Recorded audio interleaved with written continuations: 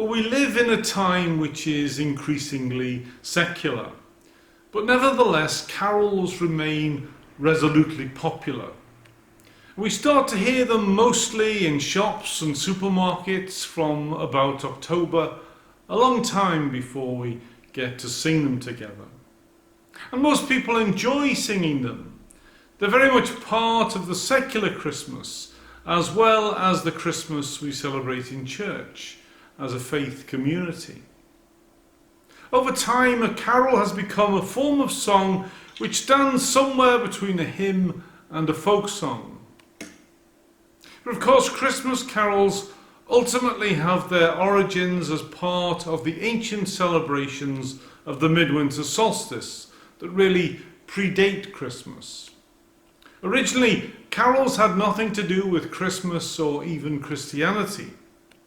The word carol itself probably comes from the old French word caroler, which meant a circling dance, often accompanied by singing and associated with dramatic performances of some kind.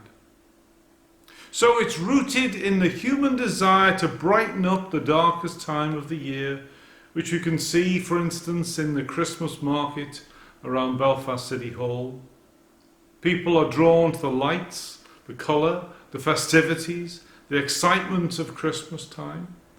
And one carol that really reflects this ancient idea of a carol as a dance is "Deck the Halls with Boughs of Holly."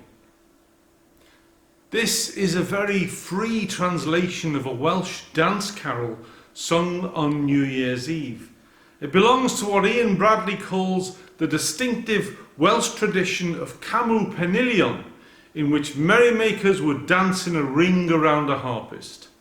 It was first published in 1784, but the melody certainly goes back far beyond that.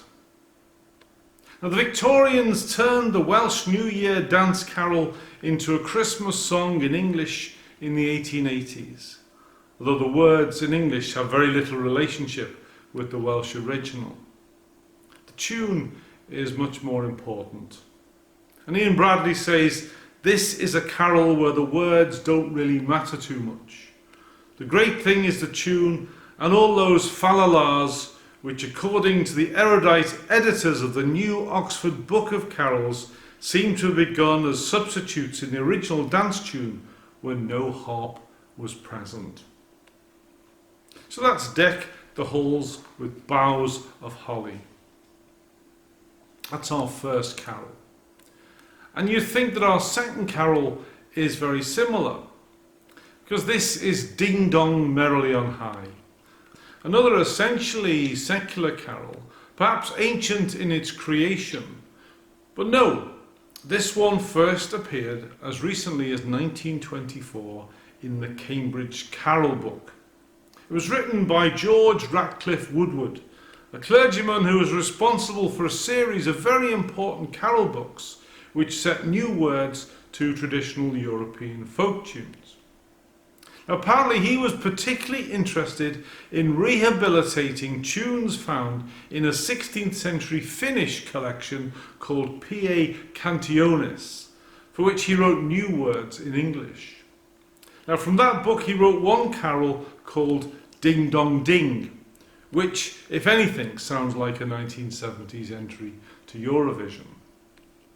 But "Ding Dong Merrily on High" sounds similar in its words, but the tune is actually first found in a French book of dance tunes entitled Orchesography and published in 1589.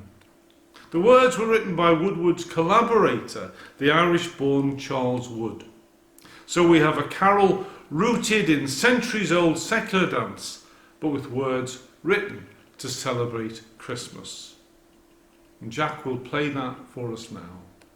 Ding dong merrily on high, in heaven the bells are ringing. Ding dong, verily the sky is riven with angels singing.